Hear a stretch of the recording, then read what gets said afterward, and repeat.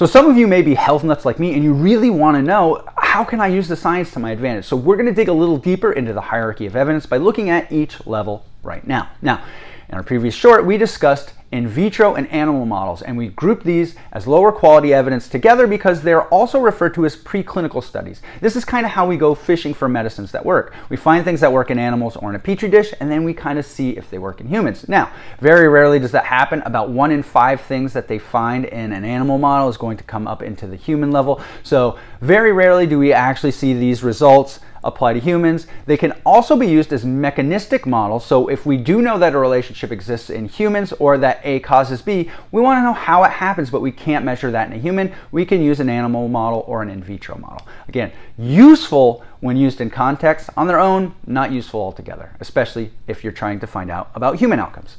Next, we have observational or epidemiological studies. These are typically, the strengths of these are they can be done over a very long period of time, many, many years. But they're using surveys and food frequency questionnaires and looking at health outcomes that have typically already happened or are going to happen.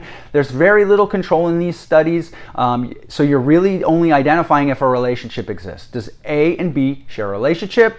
Not does A cause B or vice versa. They are very useful, and generally speaking, good epidemiological studies will translate into the human clinical trials.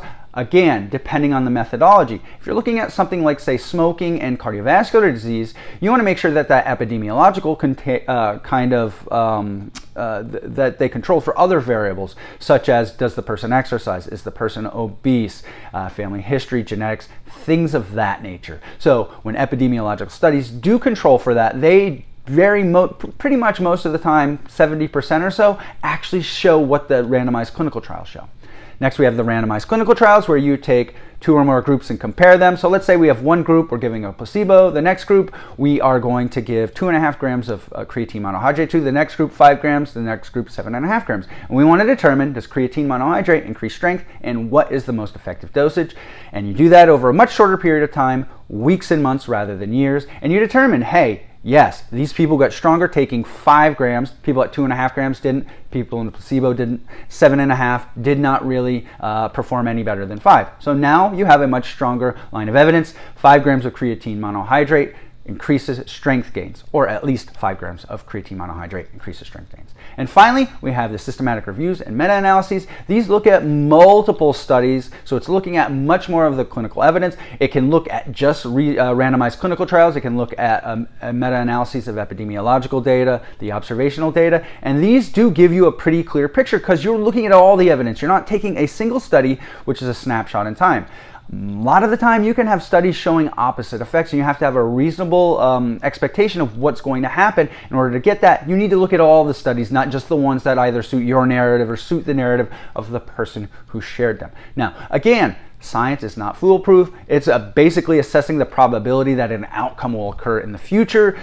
You have to look at other things, the number of subjects in these studies. You have to look at the groups that you're looking at. For example, if you are like me, a white male, age 46 in perfect health, you're probably not going to find studies in humans who are obese in other countries or who have different health afflictions. Those studies are probably not going to pertain to you, at least not as much as when the people being sampled within the study you fall within the categories that they're looking at. So hierarchy of evidence is very useful. On its own, you don't really want to rely on it on its own. You want to look at all of the scientific evidence and all the available variables that are important to the health outcome.